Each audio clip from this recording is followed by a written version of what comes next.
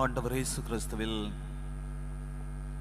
பிரியமான சகோதரர்களே, அன்பு சகோதரிகளே, நாம் வாழ்ந்து கொண்டு இருக்கக்கூடிய உலகம் வேகமாக இயங்கிக் கொண்டிருக்கிறது. இந்த வேகமான உலகத்திலே மனிதர்களை பார்க்கிற பொழுது ஏதோ பரபரப்பாக வாழ்ந்து கொண்டிருக்கிறதை பார்க்க முடிகிறது. சிலருக்கு குளிப்பதற்கு கூட நேரமில்லை, பலருக்கு சாப்பிடுவதற்கு கூட நேரமில்லை, சிலருக்கு ஆலயத்தில் வந்து ஆண்டவரை பார்ப்பதற்கு கூட நேரமில்லை. எனவே தான் சொன்னேன், வேகமான உலகத்தில் நம்மை போன்ற பலர் பரபரப்பாக, சுறுசுறுப்பு என்ற பெயரிலே பரபரப்பாக இயங்கிக் கொண்டிருக்கிறார்கள், வாழ்ந்து கொண்டிருக்கிறார்கள் என்று சொன்னேன்.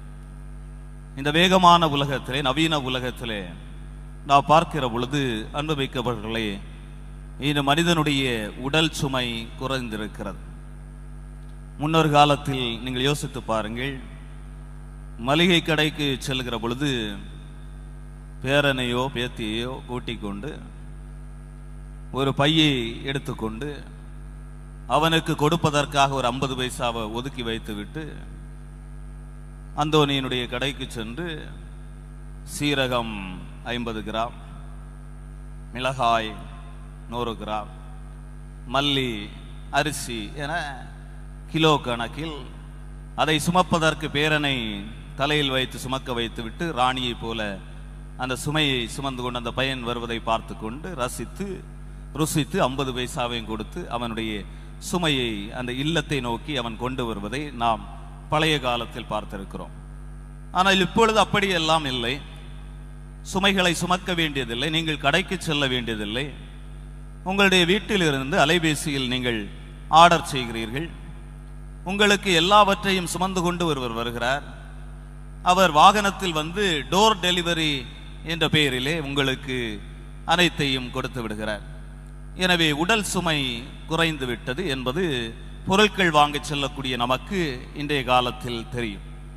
முன்னொரு காலத்தில் நீங்கள் யோசித்து பாருங்கள், ஒரு பணியாரம் சுட வேண்டும் என்று சொன்னால், அல்லது அந்த மாவு இருக்குல்ல, உருண்டை, இந்த இதில் போட்டு இடிப்பாங்களே, என்ன மாவு? அது உலக்க மாவா?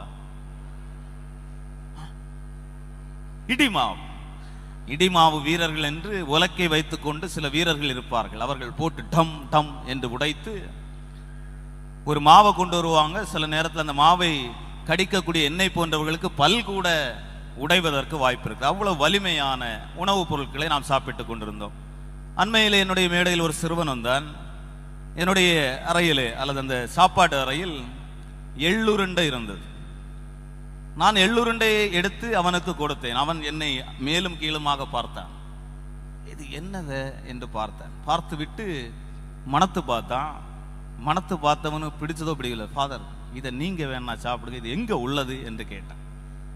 நான் அவனிடம் கேட்டேன், இதன் பெயர் தெரியுமா என்று கேட்டேன். அவன் சிரித்து கொண்டு கருப்பு உருண்டை என்று சொன்னான். நான் சொன்னேன், தம்பி, இது கருப்பு உருண்டை இல்லை, எள்ளுருண்டை என்று சொன்னான். முன்னொரு காலத்தில் அப்படிப்பட்ட உணவுப் பொருட்களை எல்லாம் நாம் சாப்பிட்டு வலுவாக இருந்தோம், உடல் வலிமையோடு இருந்தோம். ஆனால் இன்று வேக உணவுகள் எல்லாம் வந்து நம்முடைய உடல் வலிமையை இப்பொழுது குறைத்து விட்டது என்பது நமக்கு தெரியும். எனவே உடல் சுமை இன்று எங்கும் இல்லை என்றுதான் சொல்ல வேண்டும். நம்முடைய மீனவர்களை எடுத்து பாருங்கள். முன்னொரு காலத்தில் கட்டுமரத்தை அந்த தண்ணியிலிருந்து அல்லது கடலில் இருந்து கரையில் ஏற்றுகிற பொழுது ஏலேலோ என்றெல்லாம் அந்த இதெல்லாம் பாடி எடுத்து தடியெல்லாம் வச்சு உருளி போட்டு கஷ்டப்பட்டு வேதனைப்பட்டு இந்த மரங்களை எல்லாம் ஏற்றுவார்கள். ஆனால் இப்பொழுது பார்க்கிற பொழுது, சில ஊர்களுக்கு செல்கிற பொழுது பார்க்கிறேன், ஒரு 4 சக்கர எந்திரம் வந்திருக்கிறது, ஒரு வண்டி. அதில் ஒரு கயரை கட்டி இருக்கிறார்கள். அந்த மரத்தோடு சேர்த்து அந்த வண்டி குர் என்று அங்கு போகிறது. அந்த மரம் அப்படியே அங்கு கடல்ல இருந்து மேலே வருகிறது. இவங்க மீனவர்கள் எல்லாம் அந்த மரத்துக்கு பின்னால் ஓடுகிறார்கள். இவ்வளவு வேகமாக செல்கிறது அந்த மரத்தை பிடிப்பதற்காக.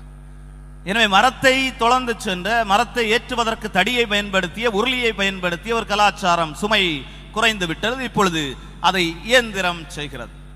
நம்முடைய குடும்ப பெண்களை எடுத்து பார்த்தோம் என்று சொன்னால், உடல் அளவிலே எந்த சுமையையும் அவர்கள் தாங்குவதற்கு, ஏற்றுக்கொள்வதற்கு தயாராக இல்லை. ஆற்றங்கரையில் சென்று துணிகளை, அழுக்கு துணிகளை அடித்து துவைத்து நாம் முன்னொரு காலத்தில் அந்த துணிகளை எல்லாம் துவைத்தோம் அல்லது அதை தயார் செய்தோம். ஆனால் இன்று எல்லா வீட்டிலும் ஒரு அரவை இயந்திரம் இருக்கிறது, வாஷிங் மெஷின். அதில் கொண்டு எல்லாரையும் அந்த துணிகளை எல்லாம் போடுகிறீர்கள். அது குர் என்று வேகமாக ஓடுகிறது. ஒருவேளை நீங்கள் அந்த ஈரத்தோடு எடுத்து அசையிலே போட்டோம் என்று சொன்னால் கைவலிப்பதற்கு வாய்ப்பு இருக்கிறது என்று உணர்ந்த அந்த வாஷிங் மெஷின் எந்திரம், அந்த அரவை இயந்திரம் என்ன செய்கிறது என்று சொன்னால் உங்களுடைய துணியை உள்ளே போட்டு சூடாக்கி உலர்த்து அதை உங்களுடைய கரத்தில் தருகிறது. அதை நீங்கள் மெதுவாக கொண்டு சென்று அதில் அந்த துணிக்கு வலிப்பதை போல மேலே அப்படியே தூக்கி போடுகிறீர்கள். எனவே அந்த சுமையும் இன்று மனிதனுக்கு குறைந்து விட்டது. எனவே தான் சொன்னேன், நவீன காலத்தில் மனிதனுடைய உடல் சுமை என்று சொல்லக்கூடிய சுமைகள் எல்லாம் இன்று குறைந்து விட்டது. உடல் அளவில் நாம் செய்யக்கூடிய வேலைகள் என்று சொல்லக்கூடியது அந்த அளவிற்கு இல்லை என்ற உண்மை இந்த வேகமான உலகத்திலே நாம் பார்க்கக்கூடியதாக இருக்கிறது. ஆனால் அன்புமிக்கவர்களே, இந்த உடல் சுமை குறைந்த நேரத்தில் இன்று வாழ்ந்து கொண்டிருக்கக்கூடிய மனிதர்களுக்கு மனச்சுமை அதிகரித்திருக்கிறது என்பது நம்முடைய நடைமுறை வாழ்க்கையில் நாம் பார்க்கக்கூடிய உண்மையாக இருக்கிறது.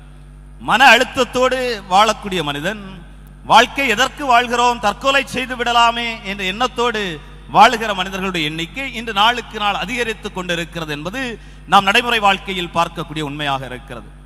குடிகார கணவனை கட்டி இருக்கக்கூடிய மனைவிமாருக்கு தெரியும் அதனுடைய வேதனை, மன உளைச்சல், மன வேதனை என்னவென்று.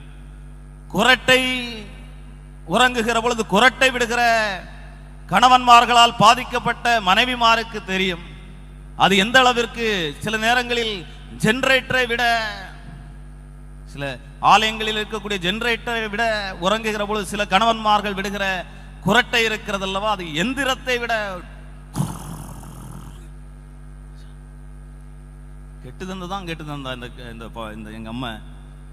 இந்த குரட்டைன சிலர் குரட்டைன் என்று பேரே இருக்கு. அவர் எந்திரத்தை போல எப்போ வரும் அப்படி இழுத்துட்டே இருப்பார், அந்த வேகம் இருக்கிறது அல்லவா. எனவே குரட்டையினால் பாதிக்கப்பட்ட மனைவிக்கு தெரியும் எந்த அளவிற்கு அவள் மன உளைச்சலிலே பாதிக்கப்பட்டு வேதனைப்பட்டு துன்பப்பட்டு துயரப்பட்டு இருக்கிறாள் என்பது அவளுக்கு மட்டும்தான் தெரியும். நல்ல மாமியார் கிடைக்காத மருமகள் படக்கூடிய வேதனை இருக்கிறது அல்லவா, அது பிரசவ வேதனை விட கொடுமையான வேதனை. சாரி உடுத்து சென்றால் குற்றம், சிரித்து விட்டால் குற்றம், அழகான நகைகளை அணிந்து சென்றால் குற்றம், ஒரு விளமீன்ல 2 துண்டு எடுத்து சாப்பிட்டால் அதுவும் குற்றம், பானையில் அரிசி வைக்கிற பொழுது அந்த தண்ணீர் வெளியே வந்து விட்டால் மாமியார் பார்த்து கொண்டிருக்கிறார், அந்த சோறு கூட ஒழுங்கா பொங்க தெரியவில்லை என்ற குற்றம். இப்படி குற்றம் கண்டுபிடிக்கிற மாமியாரை பெற்றிருக்கக்கூடிய மருமக்களுக்கு தெரியும் அதனுடைய வேதனையும் உளைச்சலும் மனவேதனையும் எந்த அளவிற்கு இருக்கும் என்று. எனவேதான் சொன்னேன், இன்று வாழ்ந்து கொண்டிருக்கக்கூடிய மனிதர்களுக்கு மன நிம்மதி, மன அமைதி அல்லது மனச்சுமை என்பது இன்று அதிகரித்து விட்டது. உடல் சுமை குறைந்து மனச்சுமை அதிகரிப்பதனால் மனிதர்கள் இன்று உளவியல் மையங்களையும் ஆன்மீக காரியங்களையும் அல்லது எங்காவது ஆறுதல் கிடைக்குமா என்ற எண்ணத்தோடு ஆங்காங்கே அலைந்து கொண்டிருக்கக்கூடிய மனிதர்கள் இன்று அதிகரித்து விட்டார்கள். எனவே இது மனம் சம்பந்தப்பட்ட பிரச்சனை, மனச்சுமை, மன அமைதி இல்லாமல் இருக்கக்கூடிய சூழல்கள் இன்று அதிகரித்து விட்டது. ஆனால் அதையும் தாண்டி உலக அமைதி இல்லாமல் இருக்கக்கூடிய சூழல்கள், குடும்பங்களில் அமைதி இல்லாமல் இருக்கக்கூடிய சூழல்கள், சமூகங்களில் அமைதி இல்லாமல் இருக்கக்கூடிய சூழல்கள், நாம் வாழ்ந்து கொண்டிருக்கக்கூடிய தெருக்களில் அமைதி இல்லாமல் இருக்கக்கூடிய சூழல்கள், நாம் சார்ந்திருக்கக்கூடிய அன்பியங்களில் சண்டை சச்சரவுகளோடு வாழ்ந்து கொண்டிருக்கக்கூடிய சூழல்கள், நம்முடைய பக்கத்து வீட்டுக்காரையோடு பகையோடு வாழ்ந்து கொண்டிருக்கக்கூடிய சூழல்கள், இவையெல்லாம் இன்று அதிகரித்து அமைதியற்ற ஒரு சூழல் நாம் வாழ்ந்து கொண்டிருக்கக்கூடிய சமூகம் சந்தித்துக் கொண்டிருக்கிறது என்பது உண்மையாக இருக்கிறது. அதற்கான காரணங்களை திருத்தந்தை பிரான்சிஸ் அவர்கள் ஃப்ரெட்டர்னி டியூட்டி என்று சொல்லக்கூடிய அனைவரும் உடன் பிறந்தோரே என்று சொல்லக்கூடிய அந்த திருத்தூது ஊக்க உரையிலே இருண்ட மேகங்கள் என்று சொல்லக்கூடிய அந்த பெயரில் சில காரணங்களை சொல்லி இருக்கிறார். இந்த இருண்ட மேகங்கள் எல்லாம் மனிதர்களாகிய நம்முடைய வாழ்க்கையை இருட்டில் இருக்க வைக்கிறது. இந்த இருண்ட மேகங்கள் என்று சொல்லக்கூடிய இந்த காரணங்கள் எல்லாம் நம்முடைய வாழ்க்கையினுடைய சந்தோஷத்தை எடுத்து விட்டது. இருண்ட மேகங்கள் என்று சொல்லக்கூடிய இந்த காரணங்கள் எல்லாம் நாம் நிம்மதியாக வாழக்கூடிய அந்த வாழ்வில் இருந்து நம்மை கலைத்து விட்டது, எடுத்து விட்டது என்பதை திருத்தந்தை பிரான்சிஸ் அவர்கள் அனைவரும் உடன் பிறந்தோரே என்ற திருத்தூது ஊக்க உரையில் தெளிவுபட சொல்கிறார். அந்த காரணங்கள் என்னவென்று பார்க்கிற போது அவர் சொல்லுகிறார், முதல் காரணமாக தூக்கி எறியக்கூடிய கலாச்சாரம். இது கடற்கரையும் விட்டு வைக்கவில்லை. முன்னொரு காலத்தில் நம்முடைய முதியவர்களை எல்லாம் பேரன்போடு நாம் கவனித்து வந்தோம். இன்று அவருக்கு எப்பொழுது தொழிலுக்கு போக முடியாமல் இருக்கிறதோ உடனே என்ன செய்கிறோம் என்று சொன்னால், இந்த மனிதன் இதற்கு பிறகு தேவையில்லை என்று உணர்ந்து பொருளை தூக்கி எறிவதைப் போல சிலர் மனிதர்களை தூக்கி எறிகிறார்கள். கணவன் உழைக்கிற உழைப்பை எப்பொழுது நிறுத்துகிறானோ, கணவனால் எந்த பயனும் இல்லை என்று மனைவிக்கு எப்பொழுது தெரிகிறதோ உடனே என்ன செய்கிறாள் என்று சொன்னால், இவனை வைத்துக்கொண்டு இனிமேல் எதுவும் செய்வதற்கு வாய்ப்பில்லை என்று உணர்ந்து அவனை தூக்கி எறிந்து விடுகிறார். எனவே திருத்தந்தை சொல்கிறார், தூக்கி எறியக்கூடிய கலாச்சாரத்தை கொண்டிருக்கக்கூடிய சமூகத்தில் அமைதி இருப்பதற்கு வாய்ப்பில்லை என்று சொல்கிறார். எங்கே வறுமை அதிகமாக இருக்கிறதோ அங்கே அமைதி இருப்பதற்கு வாய்ப்பில்லை என்று சொல்கிறார். எங்கே அநீதி இருக்கிறதோ அங்கே அமைதி இருப்பதற்கு வாய்ப்பில்லை என்று சொல்கிறார். எங்கே போர் இருக்கிறதோ, போரினால் புலம்பெயர்வு இருக்கிறதோ அங்கே அமைதி இருப்பதற்கு வாய்ப்பில்லை என்று சொல்கிறார். எங்கே இனவாதமும் மதவாதமும் தலைவிரித்தாடுகிறதோ அங்கே அமைதி இருப்பதற்கு வாய்ப்பில்லை என்று சொல்கிறார். எங்கே வெறுப்புணர்வு கொண்ட ஒரு சமூகம் மனிதர்கள் வாழ்ந்து கொண்டிருக்கிறார்களோ அங்கே அமைதி இருப்பதற்கு வாய்ப்பில்லை என்று சொல்லிவிட்டு இந்த 7 காரணங்களையும் அவர் இருண்ட மேகங்கள் என்று சொல்கிறார். இந்த இருண்ட மேகங்கள் தான் ஒரு மனிதனுடைய வாழ்க்கையின் நிம்மதியை எடுத்து விடுகிறது. இந்த இருண்ட மேகங்கள் தான் ஒரு மனிதனுடைய வாழ்க்கையில் இருக்க வேண்டிய மகிழ்ச்சியை எடுத்து விடுகிறது. இந்த இருண்ட மேகங்கள் தான் ஒரு மனிதனுடைய வாழ்க்கையில் அவன் உறங்கக்கூடிய உறக்கத்தை கெடுத்து விடுகிறது என்று திருத்தந்தை பிரான்சிஸ் சொல்லிவிட்டு, இந்த இருண்ட மேகங்களை நீங்கள் ஒளியின் மேகங்களாக மாற்றுவதற்கு, இந்த கஷ்டமான சூழல்களை நீங்கள் மாற்றுவதற்கு 3 காரியங்களை திருத்தந்தை பிரான்சிஸ் அவர்கள் அனைவரும் உடன் பிறந்தோரே என்ற அந்த திருத்தூது ஊக்க உரையிலே சொல்கிறார். இந்த 3 காரியங்களையும் நீங்கள் பண்ணினீர்கள் என்று சொன்னால், கடைபிடித்தீர்கள் என்று சொன்னால் நீங்கள் அமைதியாக வாழ முடியும். இந்த 3 காரியங்களையும் நீங்கள் பின்பற்றி வந்தீர்கள் என்று சொன்னால் உங்களுடைய குடும்பத்திலே நிம்மதி பிறக்க வாய்ப்பு இருக்கிறது, சமூகத்திலே அமைதி பிறக்க வாய்ப்பு இருக்கிறது, நீங்கள் மகிழ்ச்சியாக வாழ்வதற்கு வாய்ப்பு இருக்கிறது என்று சொல்லி 3 காரியங்களை, ரகசியங்களை திருத்தந்தை பிரான்சிஸ் அவர்கள் அனைவரும் உடன் பிறந்தோரே என்ற திருத்தூது ஊக்க உரையிலே தெளிவுபட சொல்லியிருக்கிறார். ரகசியம் ஒன்று வேறு எதுவும் அல்ல, சகோதர உணர்வு என்று சொல்கிறார்.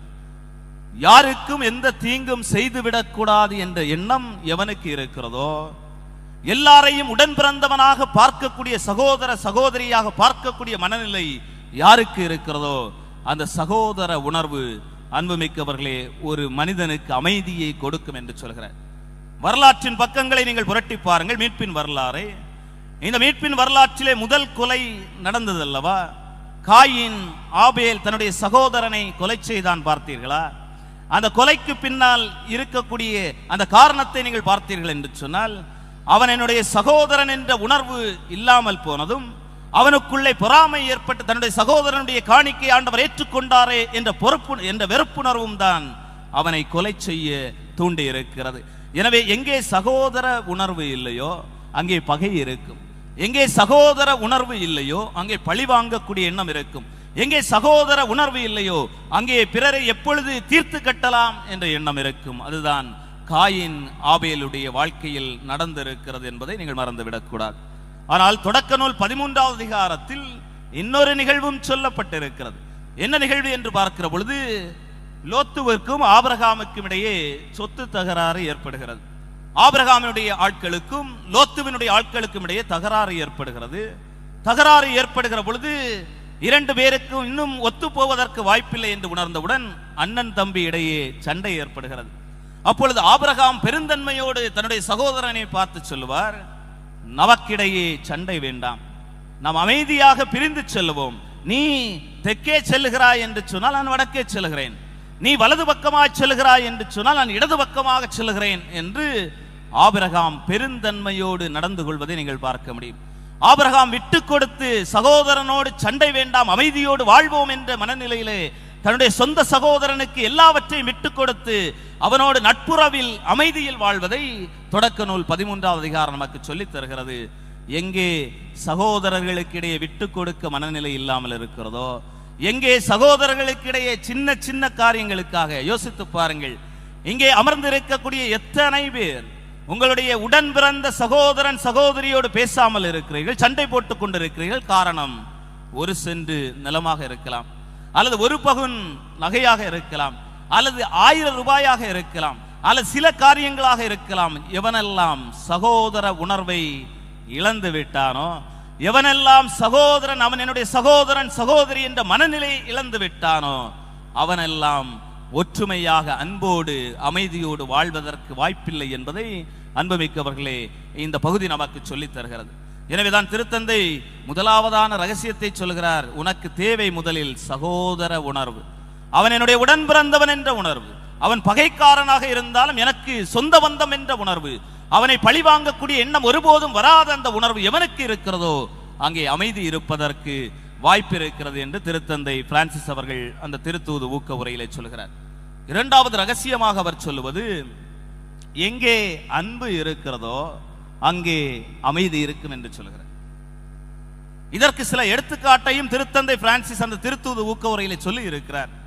பவுலடியார் கொரிந்து நகருக்கு எழுதிய திருச்சபைக்கு எழுதிய அந்த திருத்தூது ஊக்க உரையை நீங்கள் படித்து பார்த்தீர்கள் என்று சொன்னால், கொரிந்து நகரிலே இல்லாத பிரச்சனை என்று எந்த பிரச்சனையும் இல்லை. நம்முடைய சமூகத்தில் இருக்கக்கூடிய பிரச்சனை ரொம்ப குறைவு.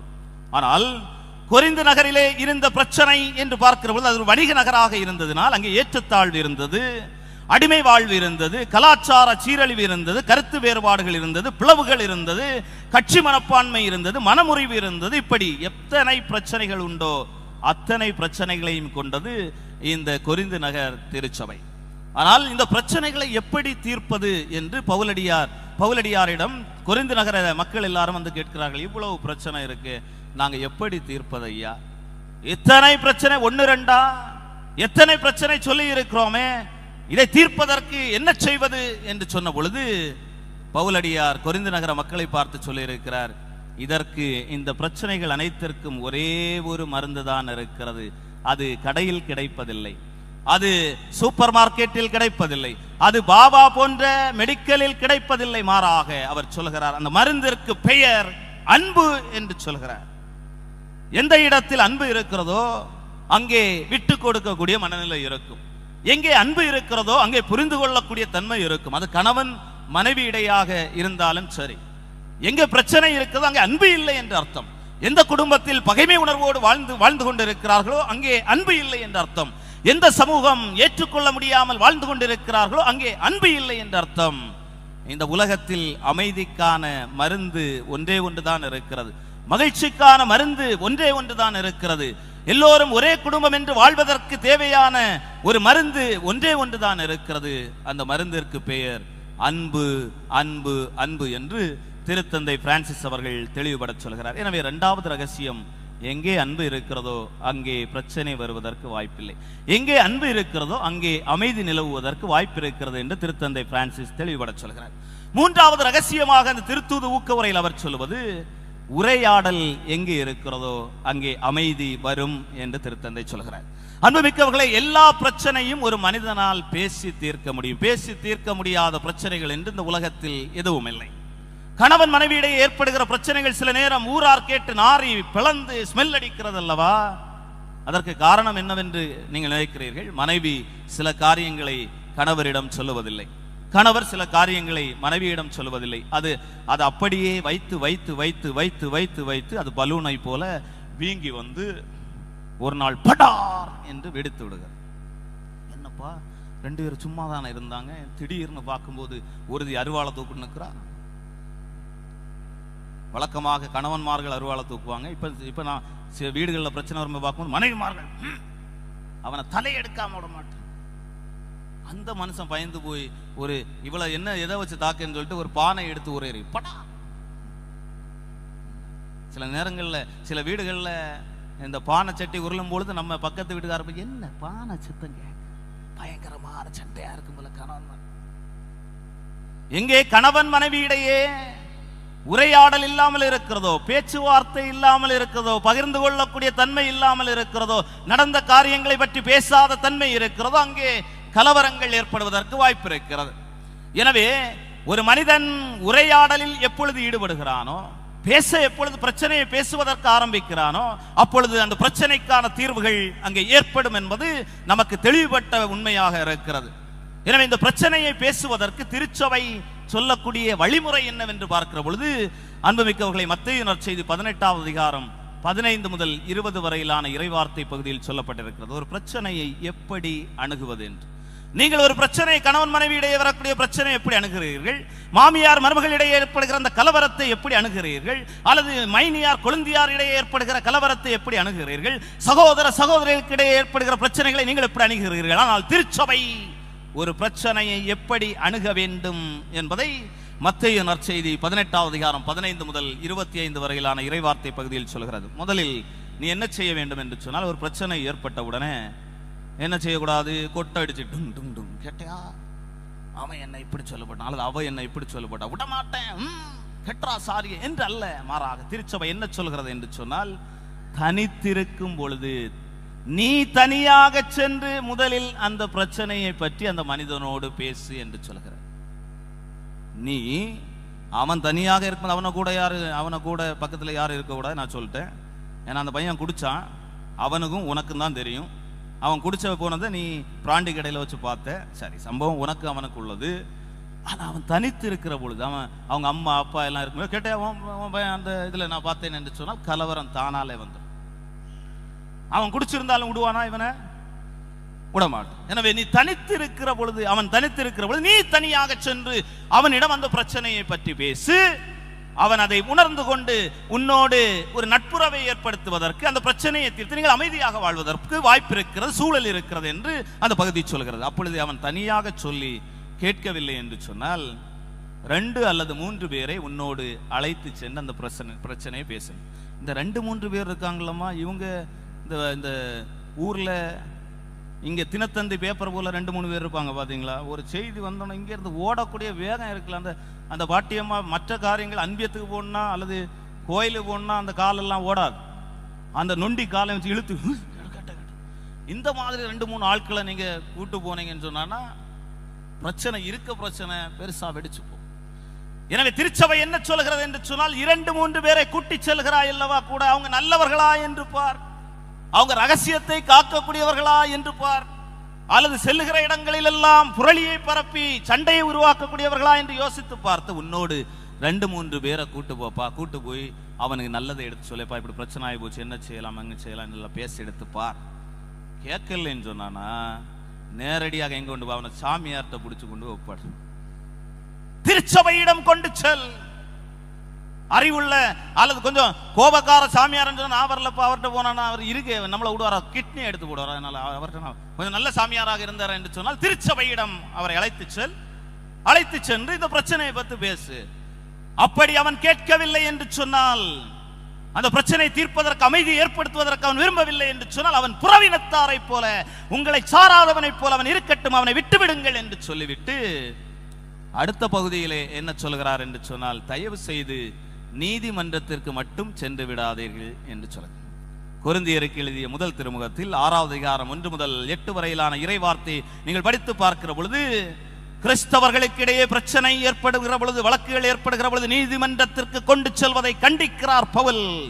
ஏனென்று சொன்னால், நீதிமன்றத்திற்கு நீங்கள் சென்றீர்கள் என்று சொன்னால் நியாயம் கிடைக்கப் போவதில்லை, மாறாக கடைசி காசு செலுத்தாமல் நீங்கள் அந்த இடத்தை விட்டு அங்கிருந்து வெளியே வர மாட்டீர்கள் என்ற ஆண்டவருடைய வார்த்தைக்கு ஏற்ப நீங்கள் நீதிமன்றத்திற்கு சென்றீர்கள் என்று சொன்னால் என்ன நடக்கும் என்று ஒரு நிகழ்வு சொல்லுவார்கள். ஒரு பசுமாட்டின் மீது உரிமை கொண்டு 2 பேர் சண்டை போட்டிருக்கிறாங்க. ஒரு பசு பால் கறக்கணுமா, பசு ஒருவன் சொல்லி இருக்கிறான், கொம்பை பிடித்துக் கொண்டு பசுவின் கொம்பை என்னுடைய மாடு என்று சொல்லி இருக்கிறான். ஒருவன் பின்னால் உள்ள வாளை பிடித்து தொங்கிக் கொண்டு இது என்னுடைய மாடு என்று சொல்லி இருக்கிறான். நடுவர், நம்முடைய நடுவில் வழக்கறிஞர் அந்த பசுவின் மடியிலிருந்து பால் கரைந்து எல்லாவற்றையும் எடுத்துக் கொண்டிருந்தார் என்று சொல்ற. நீ கொம்பை பிடிச்சு கொங்கிட்டு இது என் மாடன்னு சொல்ற, அவன் வாழை பிடிச்சு தொங்கிட்டு இது என் மாடன்னு சொல்றான், என் மாடன்னு சொல்றான். நம்முடைய வழக்கறிஞர் அந்த பசுனுடைய மடி இருக்கிறது பார்த்தீங்க, அதில் அந்த உரியார் பார்த்தீங்களா, அப்படி அதெல்லாம் அந்த பசுவினுடைய பால் அல்ல, மாறாக நம்முடைய பணம் என்பதை மறந்து விடக்கூடாது. எனவேதான் நம்முடைய பவுலடியார் சொல்கிறார், நாம கடற்கரையில் அல்லது கிறிஸ்தவர்களுக்கு இடையே பிரச்சனைகள் வருகிற பொழுது எந்த காரணத்தை கொண்டும் அதை நீங்கள் நீதிமன்றத்திற்கு எடுத்துச் சென்றீர்கள் என்று சொன்னால் கடைசி காசு வரை அங்கிருந்து செலுத்தாமல் நீங்கள் வெளியே வர முடியாது. அதன் அடிப்படையில் உங்களுக்கு நியாயம் கிடைப்பதற்கு, நீதி கிடைப்பதற்கு வாய்ப்பில்லை என்று அவர் தெளிவுபட சொல்கிறார். எனவே தான் சொன்னேன், பிரச்சனையை தீர்ப்பதற்கு உரையாடல் தான் ஒரே வழி. இந்த 2ஆம் வாசகத்தில் வாசிக்க கேட்டீர்கள் அல்லவா, ஆண்டவர் இயேசு கிறிஸ்து ஒரு பகையை முடித்து வைத்தார் என்று 2ஆம் வாசகத்தில் எபேசியருக்கு எழுதிய திருமுகத்தில் பவுலடியார் சொன்னார் அல்லவா. அது என்ன பிரச்சனை என்பதை நீங்கள் புரிந்து கொள்ள வேண்டும். அதாவது யோவான் நற்செய்தி 4ஆம் அதிகாரத்தில் ஆண்டவர் இயேசு கிறிஸ்து ஒரு சமாரிய பெண்ணை சந்திக்கிறார். பார்த்தீர்களா? எங்க வச்சு சந்திக்கிறார்? எங்க? கடற்கரையில. சமாரிய பெண்ணை எங்க வச்சு சந்திச்சார்? கிணறுல. நம்ம ஆட்கள் தெளிவா இருக்கிறாங்க. கிணறுக்கு அருகில அவரை சந்தித்தார். பார்த்தீங்களா? சந்தித்து போய் மெதுவாக பேசுகிறார். ஆண்டவர் இயேசு கிறிஸ்து ஏன் அந்த சமாரிய பெண்ணோடு பேச வேண்டும் என்று சொன்னால், அன்புமிக்கவர்களை, ஏறக்குறைய 750 ஆண்டுகள் பகையை அந்த சமாரிய பெண்ணோடு ஆண்டவர் இயேசு கிறிஸ்து பேசி அந்த பகையை தீர்த்தார். என்ன பகை என்று பார்க்கிற பொழுது, கிறிஸ்து பிறப்பதற்கு 722 ஆண்டுகளுக்கு முன்பு அசீரிய படையெடுப்பு இஸ்ரேல் நாட்டின் மீது நடைபெறுகிறது. அப்பொழுது வடக்கு இஸ்ரேல் மக்கள் என்ன செய்கிறார்கள் என்று சொன்னால், அசீரியர்களோடு இணைந்து கொண்டு தெற்கு இஸ்ரேல் மக்களுடைய அழிவிற்கு காரணமாக மாறி போனார்கள். எனவே தெற்கு இஸ்ரேல் மக்களுக்கு பயங்கரமான கோபம். நம்ம கூட இருந்துட்டு அசீரியர்களோ கூட சேர்ந்து நம்மளை இப்படி பண்ணி போட்டாங்களே என்ற கோபத்தில் நம்ம ஆட்கள் இருக்கிறார்.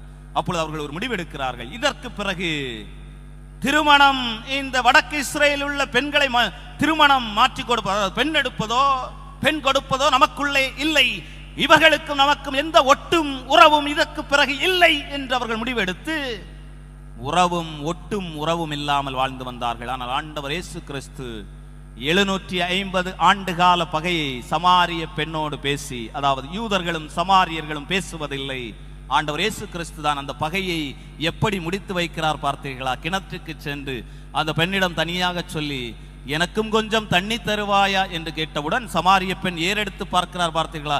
நீர் ஒரு யூதர், உமக்கும் எங்களுக்கும் பேச்சுவார்த்தை இல்லை. அப்படி இருக்கக்கூடிய சூழலில் நீர் என்னிடம் வந்து தண்ணி கேட்டு அதை பெற்றுக்கொள்வது என்பது உறவை, அமைதியை, மகிழ்ச்சியை ஏற்படுத்தக்கூடிய தருணமாக ஆண்டவர் இயேசு கிறிஸ்து அதை மாற்றிக்கொண்டார். அன்புமிக்கவர்களே, நம்முடைய பாதுகாவலர் அந்தோனியார் இருக்கிறார் அல்லவா, அவருக்கும் அமைதிக்கும் ஏகப்பட்ட தொடர்பு உண்டு. நம்முடைய பாதுகாவலருடைய தொடர்புடைய ஒரு மைய சிந்தனையாகும் இந்த சிந்தனை. ஏனென்று சொன்னால், நம்முடைய பாதுகாவலர் வாழ்ந்து கொண்டிருந்த பொழுது பீட்டர் வால்டோ என்று சொல்லக்கூடிய ஒரு துறவி பிரான்ஸ் நாட்டிலே திருச்சபைக்கு எதிராக, திருமறைக்கு எதிராக, கடவுளுக்கு எதிராக பல்வேறு கோட்பாடுகளை அவர் சொல்லிக் கொண்டிருந்தார். எனவே பிரிவினைக்காரர்கள், திருச்சபைக்கு எதிரானவர்கள், கலகக்காரர்கள் என்று பலர் உருவாகி கொண்டிருந்தார்கள். எனவே நம்முடைய அந்தோனியாருக்கு தகவல் வருகிறது, இப்பொழுது இப்படி பிரான்ஸ் நாட்டிலே பீட்டர் வால்டோ என்று சொல்லக்கூடிய ஒரு துறவி திருச்சபைக்கு எதிராக மக்களை கிளர்ந்தெழச் செய்து கிளர்ச்சியாளர்களை, போராட்டக்காரர்களை, கலகக்காரர்களை உருவாக்கி கொண்டிருக்கிறார் என்று செய்தி வருகிறது. நம்முடைய அந்தோனியார் அங்கு செல்கிறார். சென்று பீட்டர் வால்டோவிடம் முதலில் சொல்கிறார், நீ செய்வது சரியல்ல, திருச்சபைக்கு எதிராக ஒரு பொழுதும் செய்யாதே, அது இருக்கட்டும், திருமறைக்கு எதிரான, கடவுளுக்கு எதிரான கோட்பாடுகளை மக்கள் மனதில் புகுட்டி அந்த மக்களை கலகக்காரர்களாக, போராட்டக்காரர்களாக நீ மாற்றிவிடாதே, சரியல்ல என்று சொன்னவுடன் 2 பேருக்கும் இடையே சின்ன மோதல் வருகிறது. மோதல் வந்த பிறகு அந்தோனியாருடைய அந்த வாக்கு, அந்தோனியாருடைய பேச்சாற்றல், அந்தோனியாருடைய அறிவு மொத்தம் பயன்படுத்தி இந்த வால்டர் பீட்டோவோடு அவர் அமைதி உடன்படிக்கையை ஏற்படுத்தி, ஒரு உறவை ஏற்படுத்தி அவரை பழைய நிலைக்கு கொண்டு வருவதை அவருடைய வாழ்க்கை சரித்திரம் நமக்கு சொல்லித் தருகிறது. நீங்கள் அவருடைய மறையுரையை கேட்டீர்கள் என்று சொன்னால், ஒரு முறை துறவிகளுக்கு அவர் மறையுரை ஆற்றுகிற பொழுது இவ்வாறு சொல்லி இருக்கிறார், உலக காரியங்களை விட்டுவிட்டு தனிமையும் அமைதியும் தேடக்கூடிய ஆன்மாவை நீங்கள் கொண்டிருக்க வேண்டும்.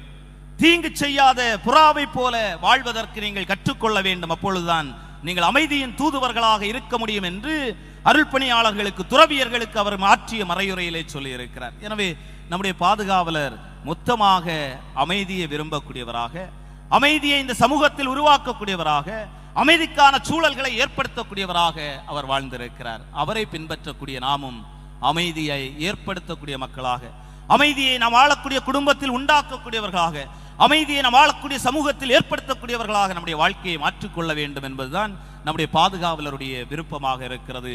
அதற்கு திருத்தந்தை பிரான்சிஸ், நீங்கள் அமைதியை ஏற்படுத்த விரும்புகிறீர்களா, அமைதியின் தூதுவர்களாக வாழ விரும்புகிறீர்களா, அமைதியின் கருவிகளாக நீங்கள் வாழ விரும்புகிறீர்களா என்ற கேள்வியை கேட்டுக்கொண்டு அதற்கு ஒரு வழியை சொல்கிறார்.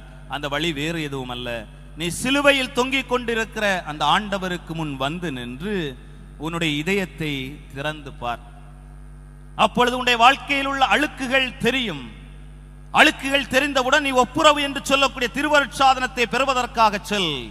அங்கே நீ செல்லுகிற பொழுது உனக்கு மன்னிப்பும் அமைதியும் கொடுக்கப்படும். அந்த மன்னிப்பையும் அமைதியையும் பெற்றுக் கொண்டு வந்து உன்னுடைய இதயத்தில் உள்ள வன்மத்தை, பழிவாங்கக்கூடிய எண்ணத்தை, நீ பிறரை அழிக்க வேண்டும் என்ற எண்ணத்தில் இருக்கிற அந்த இதயத்தில் இருக்கிற எண்ணத்தை மாற்று.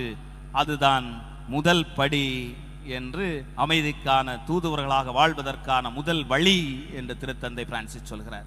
எனவேதான் பிரான்சிஸ் அசிசியார் கூட சொல்வார், அமைதியின் கருவியாக என்னை மாற்றும் ஆண்டவரே என்று சொல்லுவார். இதுதான் ஒரு மனிதனுடைய தனிப்பட்ட ஜெபமாக இருக்கும். நீ எப்பொழுது ஜெபித்தாலும் ஆலயத்தில் வந்து, இறைவா என்னை தனிப்பட்ட விதத்திலே அமைதியின் கருவியாக, நல்ல மனுஷனாக என்னை மாற்றும் என்று ஜெபிப்போம். நாம் அனைவரும் இணைந்து பகைமை உள்ள இடத்தில் பாசத்தை வளர்க்கவும், வேதனை நிறைந்த மனதில் மன்னிப்பு வழங்கவும், கலக்கமடையில் வாழ்வில் நம்பிக்கை ஊட்டவும் என்ற 3 வரிகளை நாம் பாடி நிறைவு செய்வோம். பகைமை உள்ள இடத்தில் பாசத்தை வளர்க்கவும்,